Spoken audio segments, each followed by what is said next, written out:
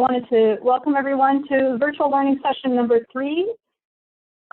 Today's presentation will be on early intervention and treatment, tiers 2 and 3.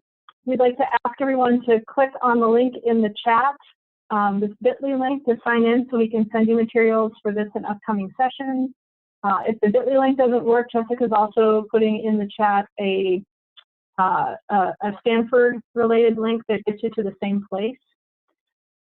And I am excited to welcome our colleagues and collaborators from the National Center for School Mental Health. I'm Heather Gotham. I'm the director of the Network Coordinating Office for the Mental Health Technology Transfer Center. And we have our great colleagues from the National Center for School Mental Health who will be taking over here in a minute. I just have a few introductions and announcements. If we can have the next slide.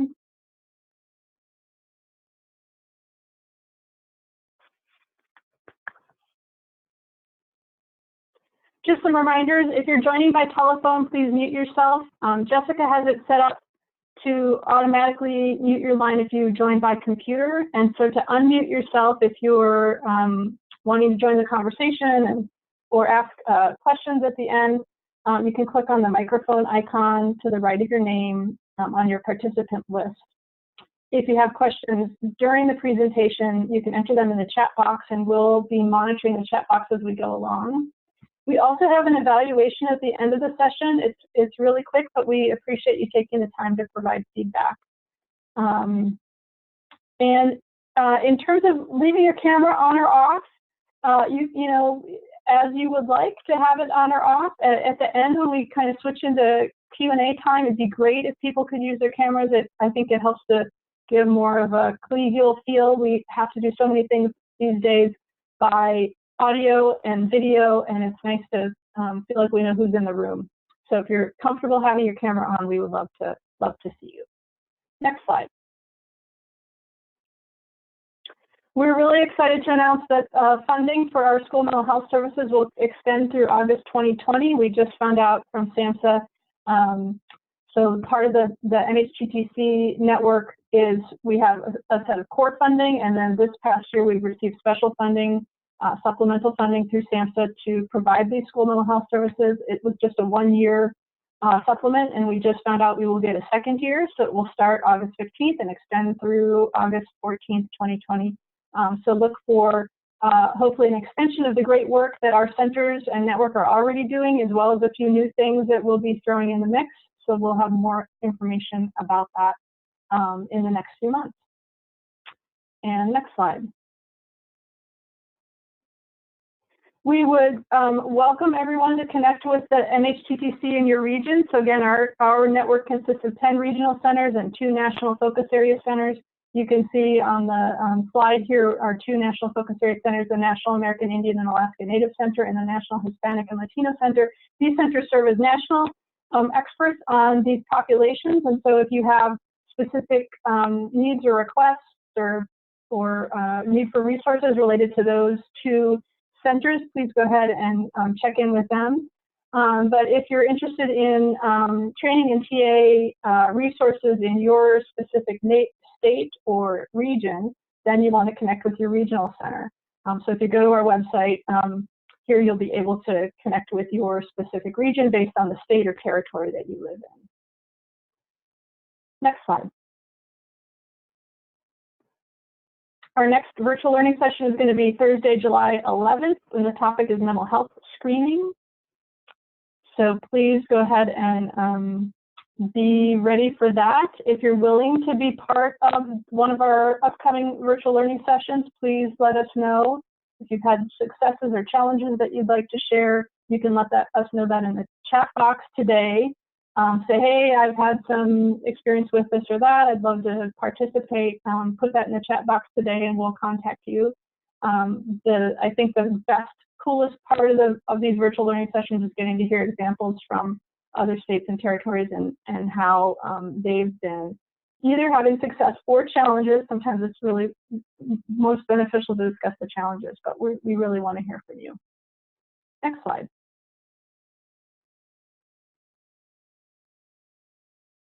So I'm going to turn it over to our National Center for School Mental Health team.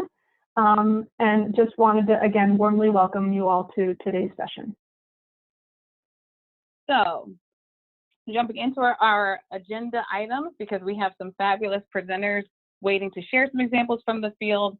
When we talk about mental health early intervention, we really want to get on the same page about the definition. And so here we're thinking about the strategies designed to address the mental health concerns of students who have been identified through a systematic and equitable process. So here is really an intentional process of identifying those youth evidencing mild distress and functional impairment, or folks that may be at risk of developing a given concern down the line.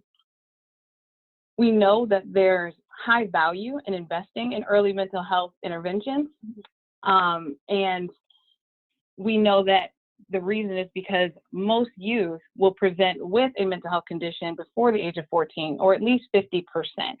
And that's in the school, during the school day. And so we know it makes a lot of sense to begin intervening early before symptoms can become exacerbated by other stressors in their community or family lives, and preventing those problems from worsening over time. Additionally, we also know that early intervention promotes positive youth development.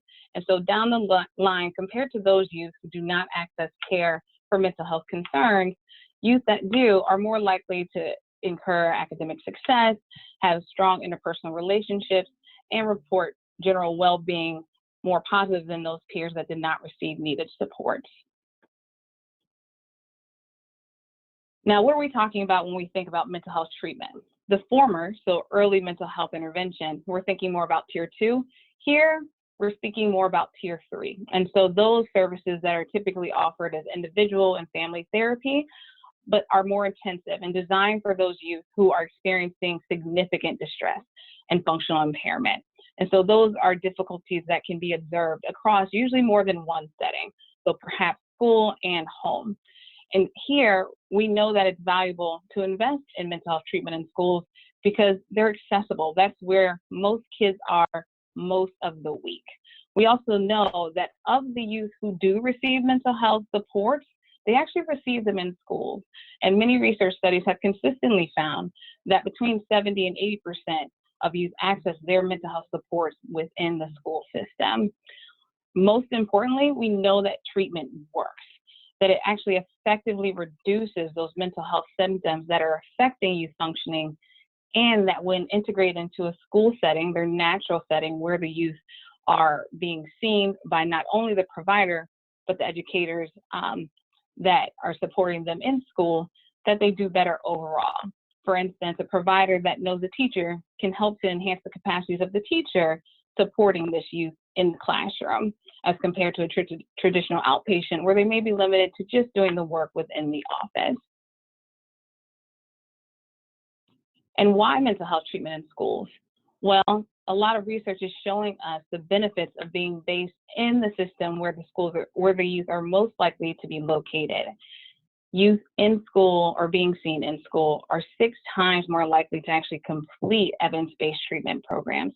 So here you actually see a picture that demonstrates in an outpatient setting where youth were enrolled, the majority of them actually dropped out by the end of treatment. So only 9 completed treatment, as compared to youth being seen in school, 53% were able to complete treatment. Mental health treatment also has large effects on decreasing mental health symptoms, as we've talked about. We know it works, and it's important to invest in it both at tier 2 and at tier 3. And then mental health services, again, are most effective when they can be integrated into the daily lives of the youth that we're servicing. And knowing that most of us find ourselves working very closely with marginalized communities, those with very unique challenges, it's important that the providers have a good sense of the context in which youth are expected to function, so the services can be modified to appropriately address their unique and diverse needs. And so we'll be digging a little bit deeper. This slide shows quality indicators that some may be familiar with, and it is currently in our National School Mental Health curriculum. But there are a number of different quality indicators associated with high quality mental health early intervention and mental health treatment. There are a number listed here, but we're really going to focus on just a few for this presentation. So determining whether services are evidence-informed, ensuring that all services and supports are evidence-informed, and monitoring student progress across the tiers. And I'm excited because we actually have a number of presenters that are going to dig a bit deeper and give us some examples from the field. So when we talk about this quality indicator, the extent to which mental health early intervention supports are evidence-informed, we're really thinking about those tier 2 services and those supports that are actually evident in the research literature. So actually are recognized on national registries and are supported by practice-based evidence or demonstrations of success in similar settings. This is just one example, and I won't go too deep into details, but essentially, if you were to take a look at BRISC, you'll find from the literature that it's demonstrated efficacy in school-based settings. The next quality indicators focus more on tier 3. So again, we're thinking about the quality of tier 3 services, and quality meaning those that have been supported by research, as demonstrated through what you can find in a literature search or on national registries. And we'll show a bit more about the different resources you can access to determine the extent to which tier 3 services in a district or in a state are actually evidence-informed. Again, another example here, CBIS is commonly referred to, but it's cognitive behavioral intervention for trauma in schools.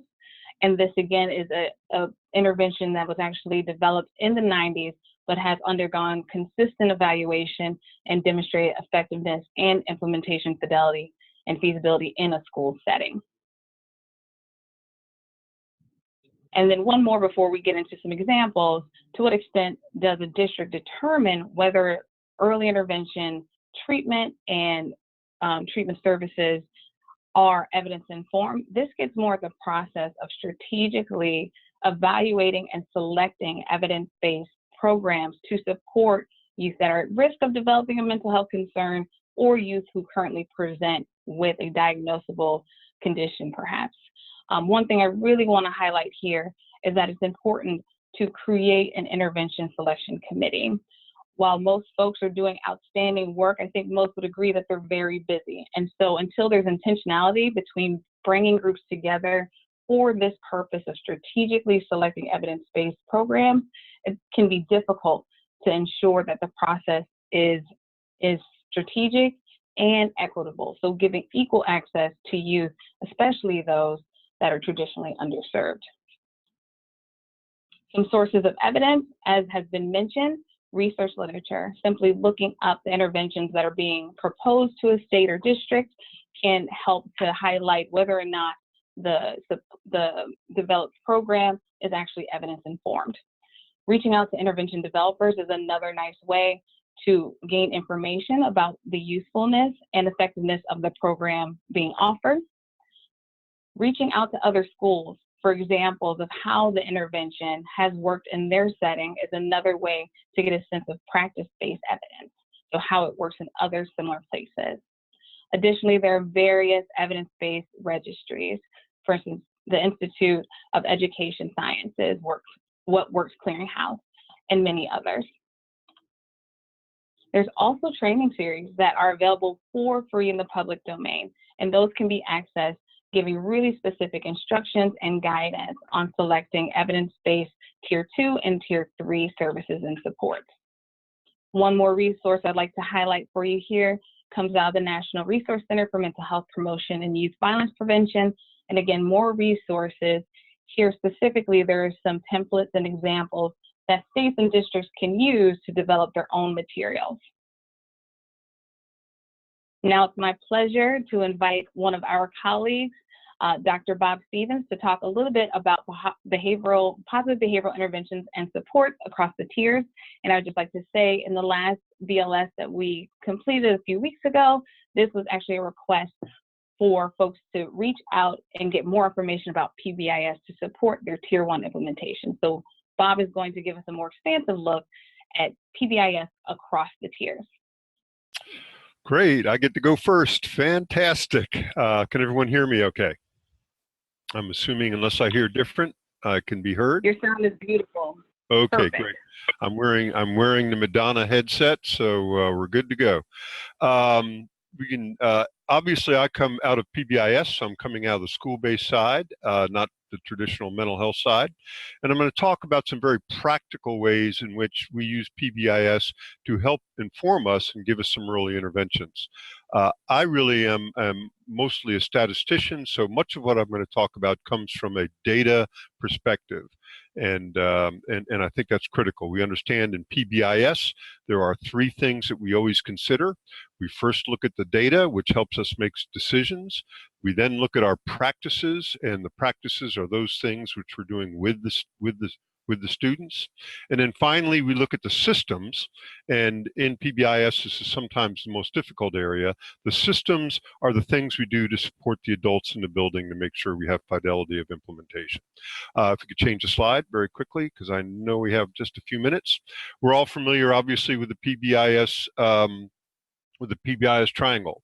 Now, we understand that PBIS starts out usually at Tier 1, Universal Schools Programs, where we talk about school-wide consequences, school-wide acknowledgments or rewards. Within these things, we often do contracts with students. We have reflective exercises. And in recent years, of course, we're doing a lot more with restorative practices. The key here is that we identify our expectations for the students, and then we teach the students what we want them to do. One of the great things that we can help to do and inform us for early interventions, particularly in the areas of mental health, is to really help our teachers understand function of behavior or motivation. And this is a huge problem. I'll give you a classic example. We have Johnny in Miss Smith's classroom that it seems like 3 times a week at about 10 o'clock or mid-morning, he's always ending up in the office. And it's repeated over and over and over again, and the school administrators pull their hair out when they see this. And I can promise you all the administrators on this phone call right now are shaking their head, yeah, we have that. One of the things we need to do with our teachers, our universal tier folks, is to help them understand what the function of behavior is. So if Johnny is operating out of attention-getting behavior and it occurs every day at 10 o'clock, we need to give him some attention at 9:30 so we can then start shaping that behavior. Or if he's operating out of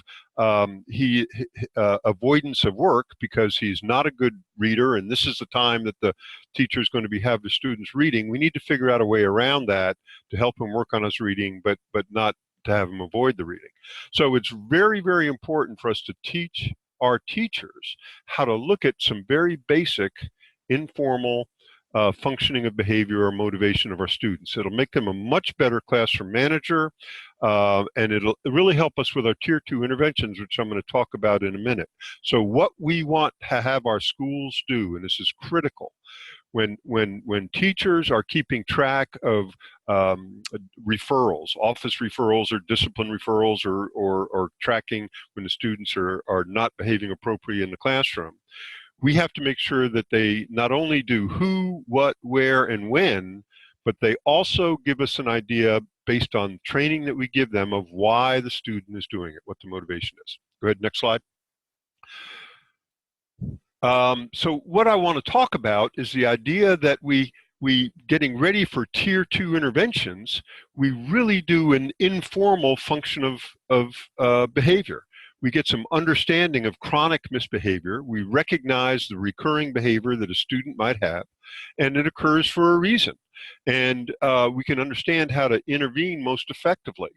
One of the great problems with Tier 2 interventions in a PBIS school is that we don't always match that intervention appropriately with the needs of the child. Now, at the Tier 2 level, we don't have the ability to do in-depth testing. So what we have to do is sort of informal matching of students with a specific type of Tier 2 interventions. And by getting our teachers at the Tier 1 level to keep track and provide that data of what the function of behavior is, then we can do a much better job at matching with our Tier 2. In PBIS, Tim Lewis at the University of Missouri has done most of this work, and I'm going to give you some information at the end of this.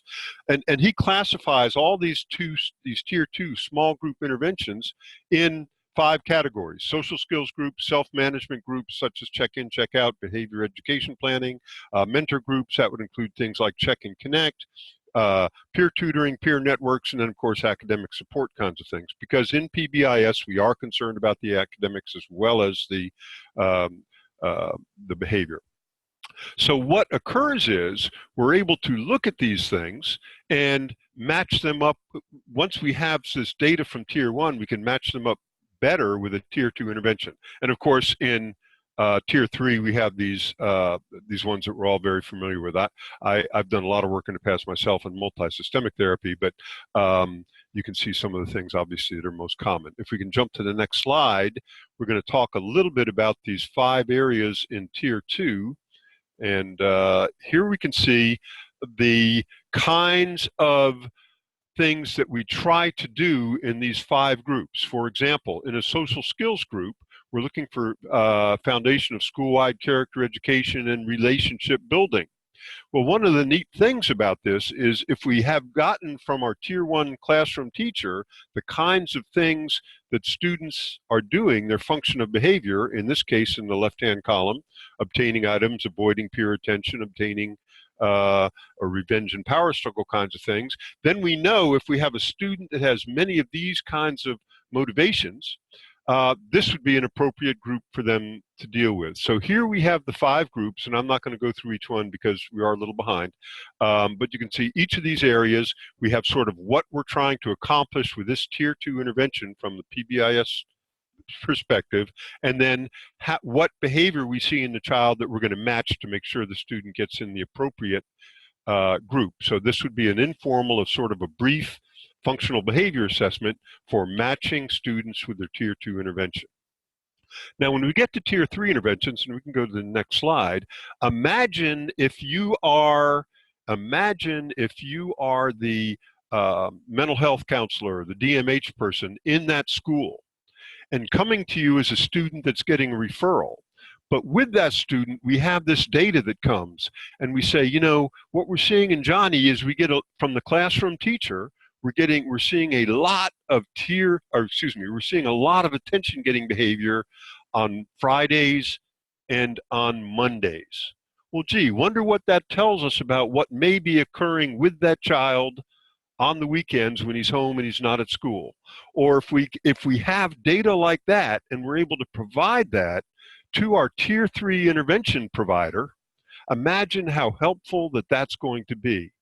Now, PBIS does a good job of catching externalizing behavior, not so good with internalizing, because we're data-driven on what we see the children doing. So the screening, I think, is coming up at a later one down the road, I think the next one perhaps. The other thing that we have to make sure we do is we really have to train our schools about decision-making, and that's a critical kinds of issues. Finally, to make sure that all of our folks are using the same language, PBIS calls for a common language. That sometimes means that our teachers and our school administrators and our counselors in the school are going to have to share the language they use with the providers that perhaps may be coming in from the outside, and vice versa. It is critical that when I say attention-getting behavior or avoidance of work behavior, when I say that everybody up the triangle in Tier 2 and Tier 3 also understands that. So we have to be very careful about making sure when we're doing interventions, we're using the same kind of definitions and the same kind of language. But if we are, then we can give the clinician at the Tier 3 level some very meaningful data. Next slide. And my time is just about to an end here. We use in South Carolina, we're a small state. We have not developed our own PBIS workbooks. So we have adopted workbooks from other states. There are a number of states that you can look at. Florida has very good materials. Oregon has very good materials. We happen to like the Missouri materials. Again, most of this is published by Dr. Tim Lewis, and they have a Tier 1, a Tier 2, and a Tier 3 workbook for positive behavior supports. So you can absolutely, if you can see the address there, but if you just Google Missouri School-Wide Positive Behavior Supports workbooks, it'll pop right up. And then, of course, we can go to the PBIS website the School Mental Health with Interconnected Systems Framework, which talks somewhat about this. And next slide, and I think, well, that may be the last slide, and it is. So I'm going to turn it over to Dr. Miranda, and very good. Thank you so much. Dr. Stevens, thank you so much for going through PBIS with us just now. It was a beautiful summary. And we are going to move now to talking with Dr. Javier Parga, and he's going to talk to us a little bit about the work that he does. Please continue to type comments into the chat box, and we will make sure to get to those questions at the end of our talk today. Hi, everyone. Good afternoon. My name is Javier Parga. I'm the project manager for the National Hispanic and Latino Mental Health Technology Transfer Center. I'm going to take a few minutes of your time to talk a little bit about the role of culture. And I'm very glad I'm following the previous presentation because precisely you saw the use of evidence-based practices, the importance of using evidence-based practices.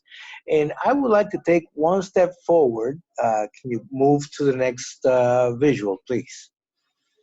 And talk to you without even mentioning it about exactly the same, but how it has to be taken into consideration, the element of culture when providing school-based mental health services for Hispanic and Latino children and youth. What I'm going to share with you is not exclusive of Hispanic and Latinos. It's a consideration you have to keep when you're working with any particular ethnic group that's receiving services. But in this case, I'm going to focus on this particular population segment. Next one, please. The National Hispanic and Latino Mental Health Technology Transfer Center is a key subject matter expert and resource specifically directed at helping mental health providers providing more efficient, more effective services for Hispanic and Latinos in the United States. What we seek to do is to reduce disparities among these populations through the use of the most effective mental health services possible. Next one, please. As you can see from this map, there are Hispanic and Latinos in different proportions in all our regions. And one of the things I will ask you to do right now is to take a moment, look for your region, and check that proportion right there. There are 4 regions which we have identified in green, because those are the 4 regions in which there is the largest proportion of Hispanic and Latinos. Region 9, 8, 6, and 2. But we would love to work with any region that wants to present some of our trainings. What we do is we try to focus on how to adapt and how to be more effective in working with our particular populations. Next one, please.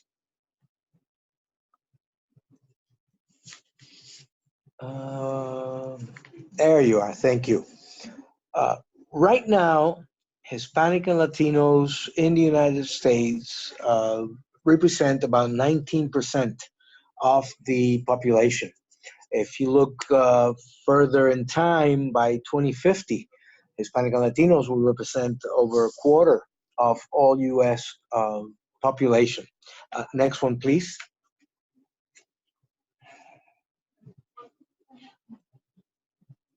And right now, among Hispanic and Latinos, approximately 18% are not insured. And if those are not insured, their children are not insured either. So there is a difficulty in accessing adequate mental health services and focusing on services for our populations is critical intervention. Next one, please. During the previous 20 years, between 1996 and 2006, Hispanic and Latinos doubled in terms of the numbers enrolled in school, colleges, and universities from 8.8 million to almost 18 million. And we make up today about 23% of all the people enrolled in school. Next, please. So the first concept I would like to share with you today is cultural responsiveness. Cultural responsiveness is being conscious of our own cultural identity and views, in particular views about differences from other cultures. It's not about being aware of other cultures, but of ourselves. When we are aware of ourselves, we are also aware of our limitations, our likes and dislikes, who we work best, and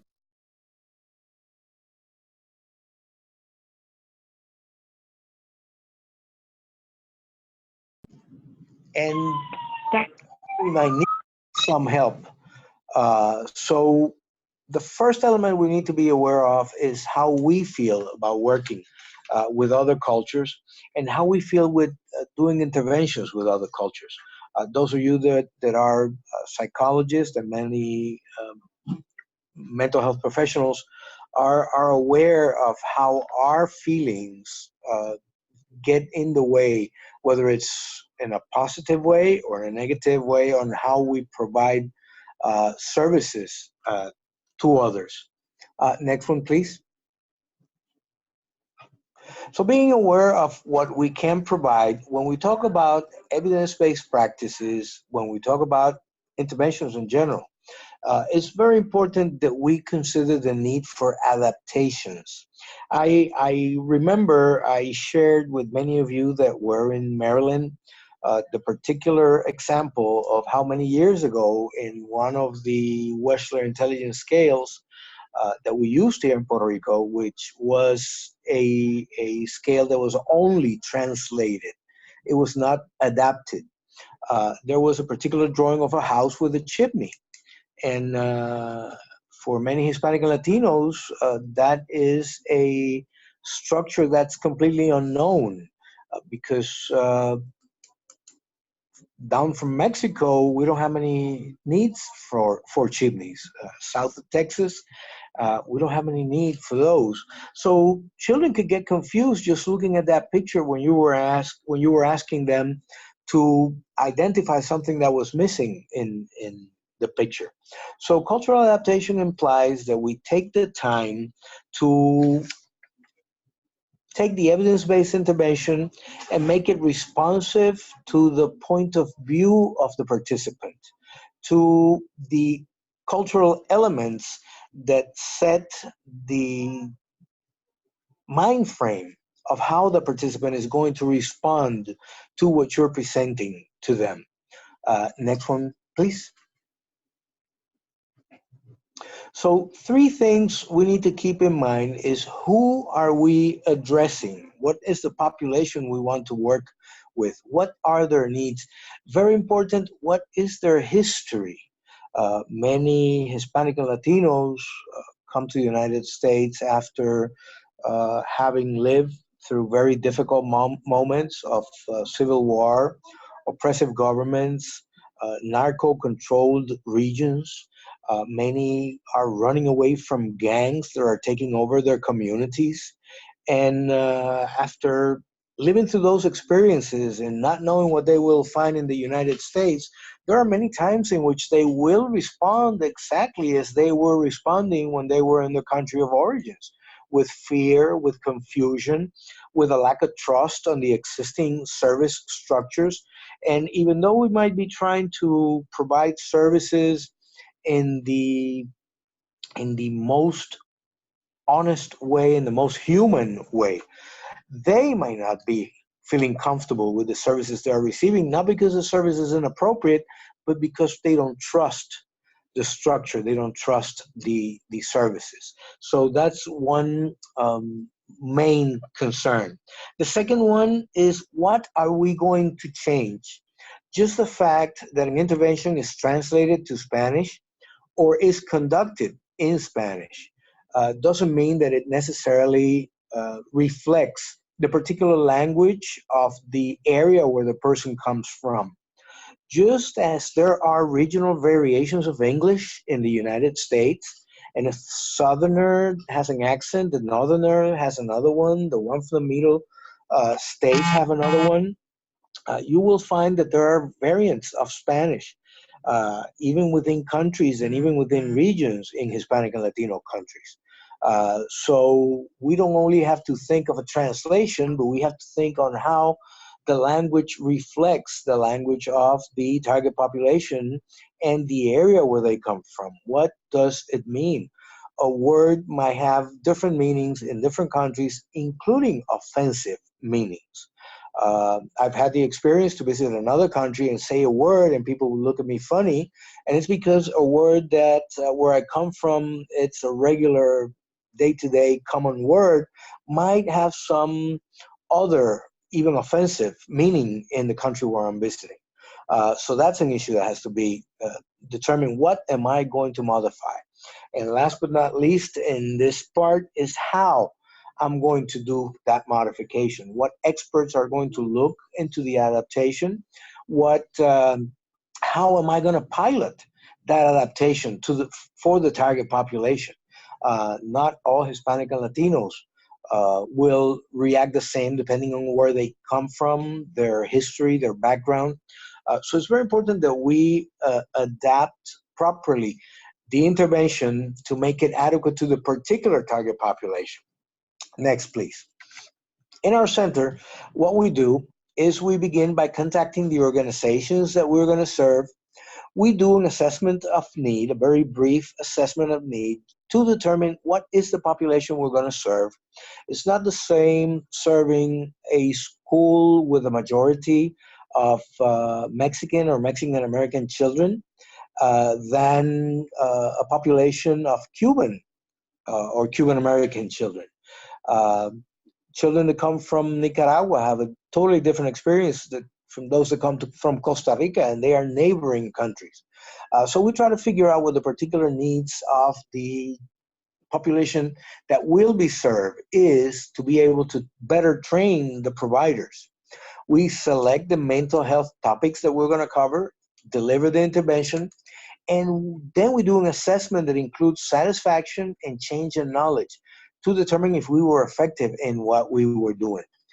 Next, please. And there are three basic modules which we're using that complement the curricula, the national curricula developed by the National Center for School Mental Health. The three modules are the ones, the first one is titled Cultural Elements, in which we discuss how culture has an effect on mental health and how the history of each group has an effect on their mental health. Then the second module is the one on clinical applications, how to intervene considering the cultural elements. And last but not least, we do training on promising and evidence-based practices that have proven effective when used with Hispanic and Latinos. Other than that, we also work developing some specific topics. We're working right now on a training on suicide among children and youth, prevention and management. We're going to develop another one on women, Latina women and Latina youth. So we would love to work with all of you that might be interested in collaborating with us in any of these trainings. Next one. Dr. Parga, thank you so much.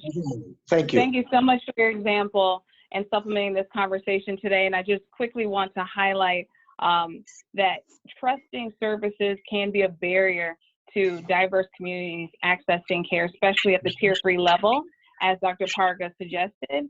And again, it goes back to some of those best practices around evidence-based selection of evidence-based treatment programs, bringing together a diverse committee of members to help support selection of those programs, because diverse stakeholders like the youth and families and educators themselves living in and working in those settings will have great suggestions about what works best for the population of interest.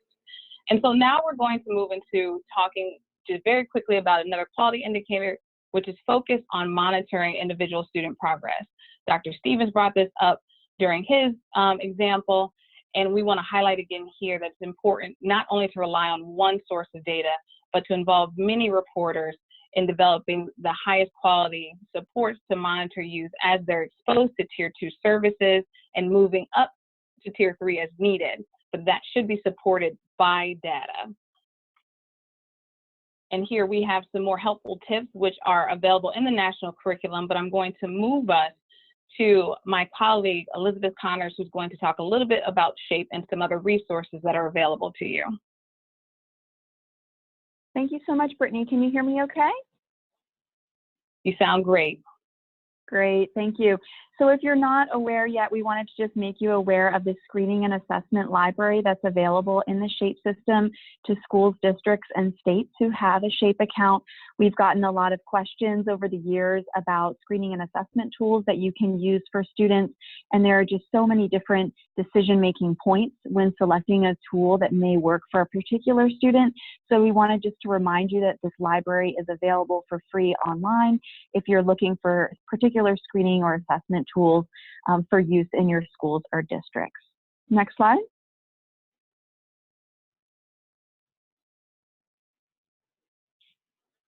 Next slide, please. Oh, great. So we also wanted to highlight the Student Information Systems data brief. We know that we shared this with you at our two-day meeting and just wanted to highlight it again. This brief was developed by the National Center for School Mental Health in response, again, to numerous technical assistance requests from schools and districts to provide guidance about available student information systems.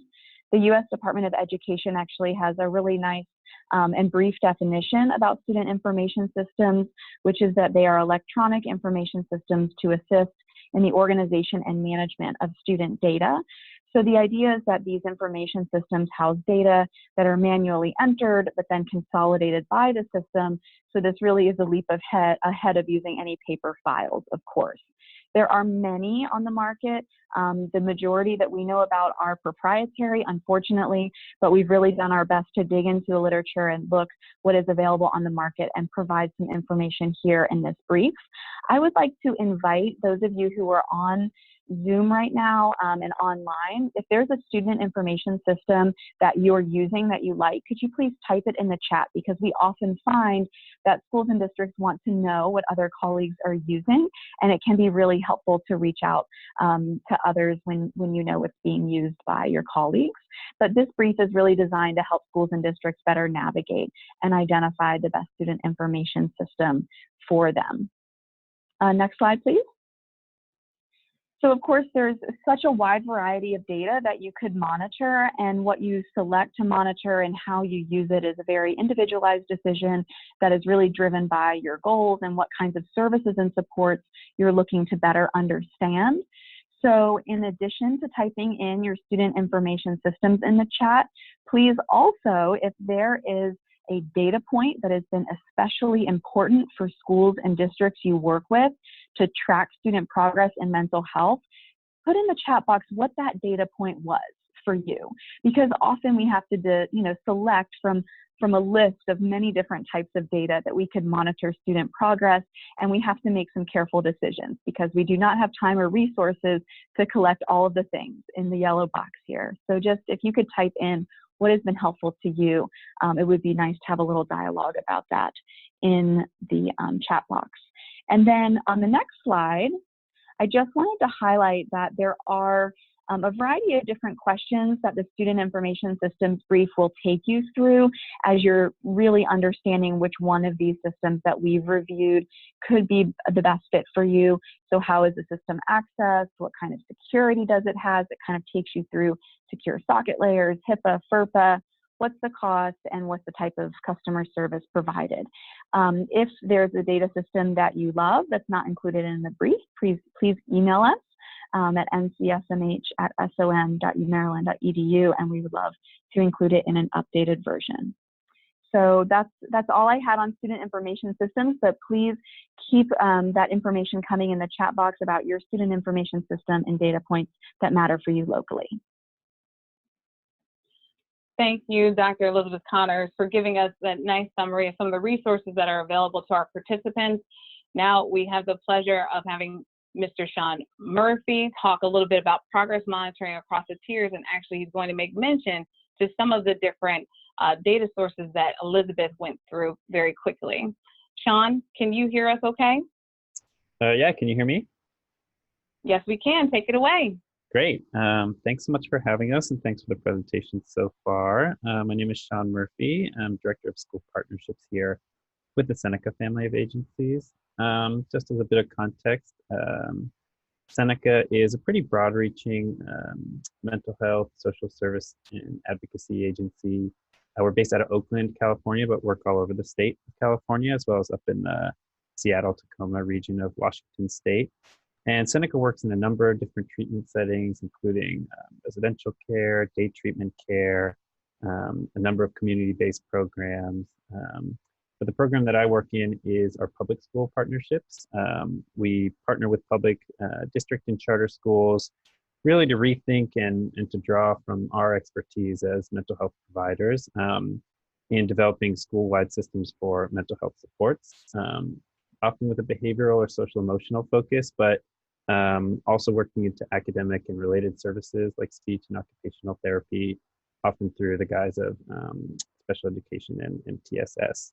I do want to note that Emily Marsh, our Director of Clinical Intervention Services, was not able to join today, so I'm going to be doing my best to fill in her shoes. She's focused more on this progress monitoring work over the last year or two, but I'm going to catch up as best as I can. So you can move on to the next slide. One big piece worth mentioning is that a lot of our thinking, and especially as we formalized our real improvement processes on our work on progress monitoring, really stemmed from our participation in the second cohort of CSMH's COIN, which is the Collaborative Improvement Innovation Network. We participated, I want to say 2 school years ago, really with an explicit focus internal to our program on data-driven decision-making. So really thinking about how the tools that our service staff are using to collect, monitor data, set goals, are really driving their decisions about services and students. And I really want to highlight too that given our roles as school partners, as real community-based school partners, just how important that data piece is in really forming, I think of data as really just a really critical bridge building tool between service providers and staff at schools and multidisciplinary teams in terms of building a real shared language and objective evidence base around talking about student goals, student needs, and what services are appropriate. So we really think about data driving our collaborative processes, especially from a response to intervention standpoint, and really driving our end of cycle review processes that incorporate multidisciplinary teams, including students, general ed teachers, special ed teachers, all support staff, admin team, deans, etc. Data to me really forms that kind of the core and the really objective base about talking about student needs and appropriate services. So you can move on to the next slide. So really what I wanted to talk about today was some really practice-oriented successes and lessons learned that many of which derive from the COIN participation, but also that we've used in the past couple of years. I know Elizabeth and the COIN team will be happy to see this start small, which is really formed a mantra for our just basis for change in terms of the program. We have a team of about 40 clinicians in our program, spread out over about 30 different schools. And so the idea of, or just the task of implementing new tools, expectations, practices, program-wide can be really daunting. And especially when it comes to data work, and especially work around documentation or any kind of system or tool. The reality is documentation and data stuff for a lot of our staff is just not their favorite part of their job. And being really, really mindful about how we approach and frame and message and support staff in this work is absolutely critical. And so one big piece that we've carried out of the COIN process and into our real approach for change has been the idea of starting really teeny tiny small with any change ideas. In particular, I think with our progress monitoring work, we've really keyed into the idea of having pilot staff, and we're talking about 1 to 2 clinicians, that folks that are kind of excited about this work already, that are engaged in data or documentation related initiatives that have the sort of experience and skill set and capacity to be trying on new things, being comfortable in a situation of a bit of uncertainty, and have the capacity to provide really thoughtful and critical feedback about new ideas. And one thing that's been really helpful too in terms of structuring those changes have been what we call PBSA cycles, something we also took from the COIN process. That stands for Plan, Do, Study, and Act. And essentially the idea of being really formal and intentional about each new change idea that you introduce, essentially hypothesizing what change you anticipate to see from a new idea, and then being thoughtful about, as you introduce new concepts, what the result was and where to go from there. Another huge lesson learned for us is really that the real structure and support structure that was most effective in implementing these progress monitoring tools, expectations, and strategies was a structure of ongoing coaching. And that really comes in two forms for us. One in terms of guidance, and another in terms of accountability. So introducing a new idea to staff and not checking 6 months later to see, oh, how's it going? Could you use some additional support? But being really thoughtful and intentional about structuring regular check-ins. And I really think of them as coaching sessions with staff. Because for a lot of folks, this idea of progress monitoring and really embedding data into their decision-making process is really starting to change, really like the DNA of how they think about decisions and services for students.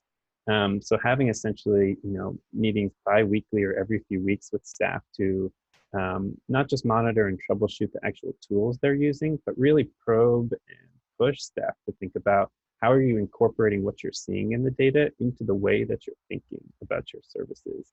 And I just can't speak highly enough to the importance of that time. It becomes a time-intensive process. You end up sitting down with staff and really getting into the weeds of the work. But that's really what we saw move the practice were those ongoing coaching sessions, really engaging with staff. And that's where we saw the change over time. And again, that starts with that start small piece. You really build deep understanding and experience and really embedding the value of progress monitoring into work, where staff then become real champions and advocates for that way of thinking. But it takes that upfront effort and really that commitment and time in terms of ongoing guidance and accountability. And then a couple just kind of more specific lessons learned in terms of tiers. So we really looked hard at what kinds of goals we were looking at, really with a focus on tier 2 and tier 3 progress monitoring, and just a couple kind of lessons learned from our experiences over the last couple of years. One is in terms of social skills groups. We really found initially when staff were engaging with kind of like a newer practice of setting goals, we have very ambitious staff that think really broadly and expansively about what you can get done in an hour a week with students over like a brief intervention cycle of 8 to 10 weeks. But we found that when staff were setting sort of like, I guess like loftier long-term goals that might look more appropriate in like an annual or biannual treatment plan, one, they weren't, all that excited about what they're seeing in terms of 8 weeks. And two, it was also really hard to measure these goals given the really short amount of time you have with students. So we really tried to boil our social skill group, our tier 2 intervention goals down to, what read as much simpler goals in terms of identification, really explicit naming, or demonstration of social skills. So for instance, students being able to really explicitly identify 2 coping skills. And that might feel, for a lot of our staff at first, that felt sort of low bar, but we found it's really appropriate actually to the level of intervention. And it gives you a really concrete measure to say, week 1, student has 0 of these coping skills, and that makes sense that students are coming in with that level. But by the end of 8 weeks, if they can name and really explicitly identify these 2 skills, that's actually really critical and really significant movement in terms of skill development. For tier 3 progress monitoring, I really think this speaks back to what I was talking about before in terms of data really forming this collaborative bridge, right? And so we had a clinician, I think of this example, a clinician with a student with an IEP who was graduating from 8th grade and moving on to a high school setting. And the clinician wanted to use data to sort of reinforce her opinion that the student at the high school setting still required the high level of care that he was receiving in his 8th grade setting. And so rather than focus on some of the more social emotional regulatory or coping skill goals that were embedded in that student's treatment plan. Clinician actually took a much more behavioral focus. And I think the real lesson learned here was that with this multidisciplinary team, a focus on behavior, and in this instance, it was really just like a rate of incidences of physical contact that student was having just on the playground, I think, or just maybe in the school setting in general, really became something that the whole multidisciplinary team could latch onto, and to say over a 6-month period that this was not a goal that was progressing as quickly as the team would have liked to see, really helped found that evidence base for the student service decisions for their high school setting. Okay, next slide, which is my last. I know I'm at my time already. Really quickly, just to say resources and advice. Elizabeth just gave a great pitch, and it's just like investing the time to decide what the right software tool is. And one, it's deciding what the right system is, but also accompanying it with the training that needs. It could be the perfect system, but if staff aren't trained, and again, in that coaching setting, really ongoing training about, what data are you putting in, but what are you getting back, and how are you using it in your decision making? Just absolutely critical. Secondly, I want to say creating a goal bank has been a huge push for us in terms of really building this practice across the program, having a really comprehensive set of examples organized by tier, intervention type, short and long-term, target area. It's just really improved the quality of the goals that we're seeing from staff, and gives staff a really important starting place instead of starting from a blank page. When they can say, okay, here's an example of a social skills group goal that is addressing the area of anxiety, and they have 3 great examples to start from. It just makes this the barrier for entry, barrier of resistance, so much lower for staff as they're going into this work.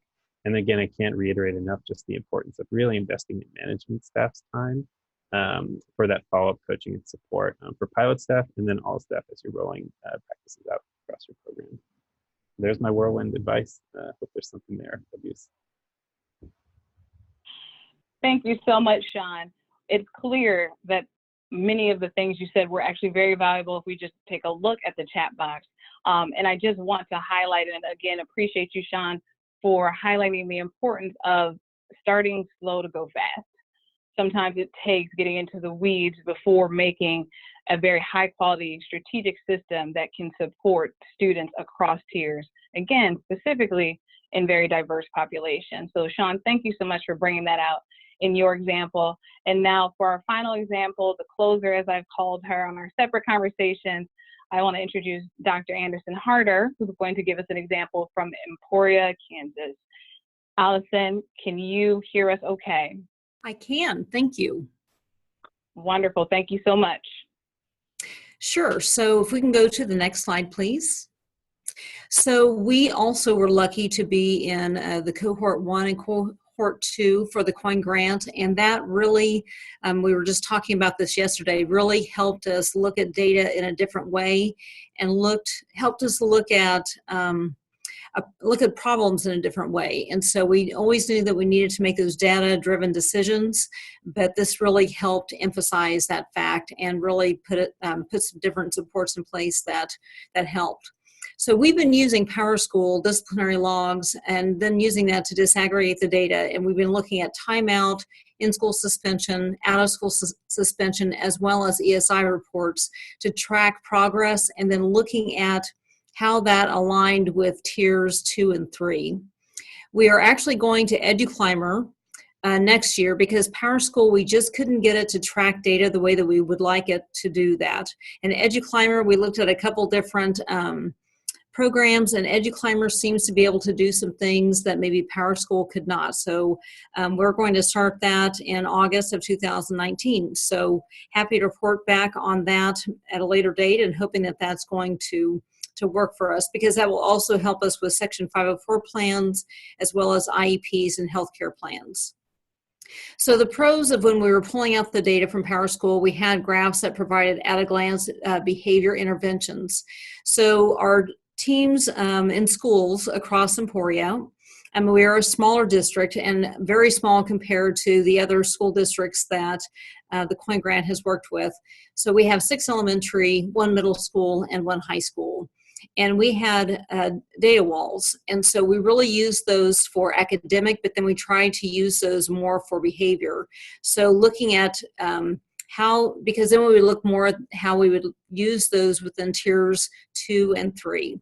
So looking at those graphs and thinking about some really specific behavior interventions. And then the cons that we had were inconsistencies among principals for logging. So even though we tried to calibrate what we would log for ISS and OSS, which should seem pretty straightforward, we didn't always have the consistency that we wanted. So that goes back to a training piece, and that also goes back to an accountability piece. I would say that we've gotten better as the years have gone on, but that has been something that we've had a challenge. Next slide, please.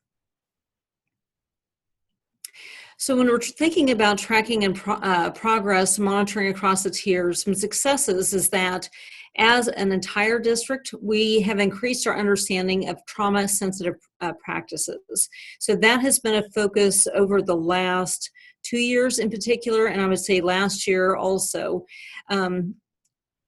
A challenge that we've had is that we also have some pockets of staff members that are treating all students with trauma-sensitive practices, and so unfortunately have been reinforcing some behavior that, and maybe teaching some behavior that has gone against what we're wanting, so what the outcomes. So we're trying to find that balance and bring that pendulum back so that we're using trauma-sensitive practices as it is appropriate, and thinking about, always looking at best practices when we're thinking about social emotional needs and behavior.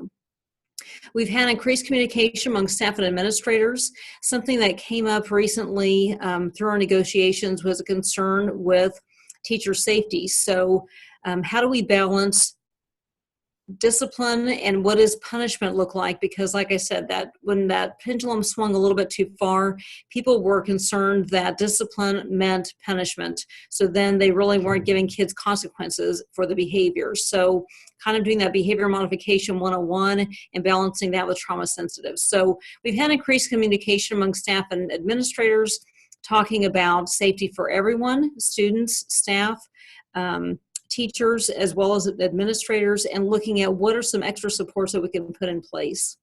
We've had an increased understanding for professional development regarding safety of all. We just had training on Monday for assessment of risk and threat assessment. So that also ties in very closely with the social emotional, because we have increased across the entire district school-based mental health services.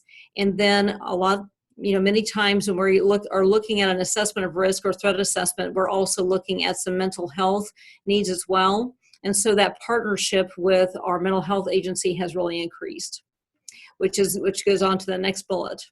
Also increased utilization of school psychologists, counselors, and social workers.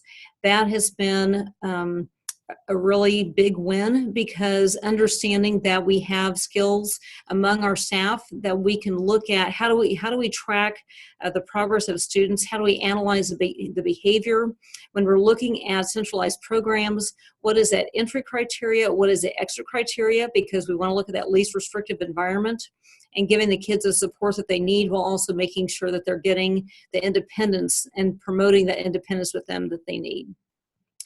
We also looked at the correlation of student behavior in tiers 2 and 3. So when we're pulling that student behavior, and sometimes the OSS reports are from extreme behaviors, and so that ties pretty closely with tiers 2 and 3. That has helped us with more small group and individualized counseling given from our school psychologists, counselors, and social workers, as well as helping us with get referrals to our mental health agency, so they can also provide some support and give information to parents about how they can support students.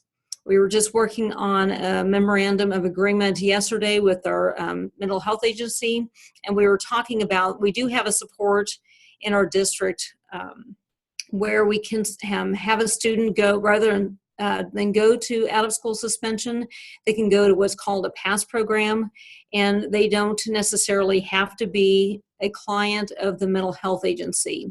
Of course, we do that with parent support and permission.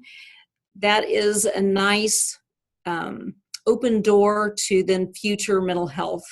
services. So that has been a huge step in the right direction. And next slide, please. And then as we continue to look at tiers 2 and 3 and really look at behavior and how do we define that, and how do we define that with mental health needs, we're really making a lot of progress. And it's more difficult than the academic, but it helps our staff members to understand how do we use what we know already with the academic, and then how do we use that with behavior and social emotional. So that comparison has helped people understand that a little bit better. Thinking about what are some steps for communication among staff and administrator regarding safety, and then what is the difference between discipline versus punishment, and thinking about consequences and behavior modification. That is something that we want to use and think about very carefully while we're balancing mental health needs of students. We continue to expand our partnership with mental health agencies, thinking about services, professional development. Last year, I believe, we partnered with our mental health agency and brought in Tina Payne-Bryson, and she shared some information that was definitely valuable professional development when we continue to look for opportunities to share some costs to bring people in, some experts in that will help give that training to staff that we need, as well as increasing the communication between mental health service providers and our staff. We also have been working on increasing our communication with the community. So last year, we did a Board of Education study session on social emotional.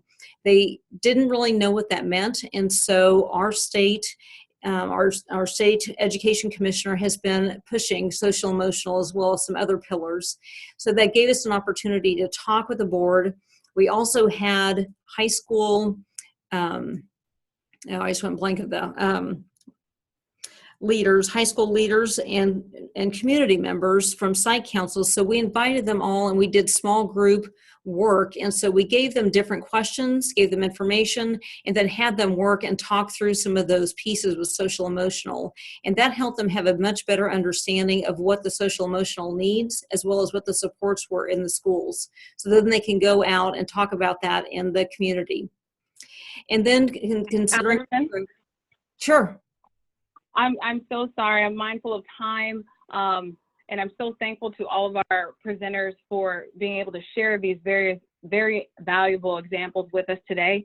You will have the contact information of the presenters that helped us out during this conversation. So please feel free to continue to type into the chat box or directly send emails to the presenters that you have questions for. I'm going to wrap us up for this session. There are resources that are going to be available to you through this slide deck. Again, our next virtual learning session is scheduled for Thursday, July 11th at 3 p.m. Eastern Standard, and the topic is on mental health and screening. Again, if you want to be a part of our upcoming virtual learning sessions, please let us know. They are scheduled for the 11th and August 1st. And I did see in the chat box, we want to hear from more districts. So if you're a district out there and you've heard this comment, please let us know that you are interested and want to support us through our next VLS. Thank you again for your participation today. And please, please, please click on the link provided here to give us some feedback on how we can better assist you in your work at Tier 2 and Tier 3, but across supports in school mental health. Thank you so much for your time, and everyone have a wonderful day.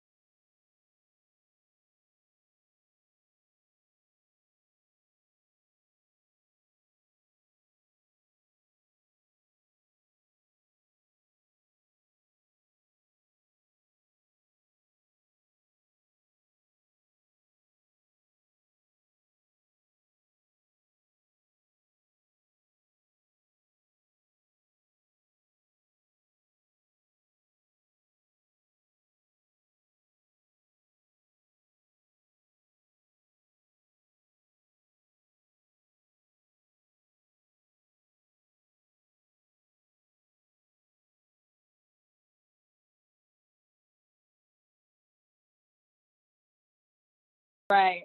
Thank you all so much for your patience. We did try early on to get situated and it worked perfectly, but we're going to move right along here. So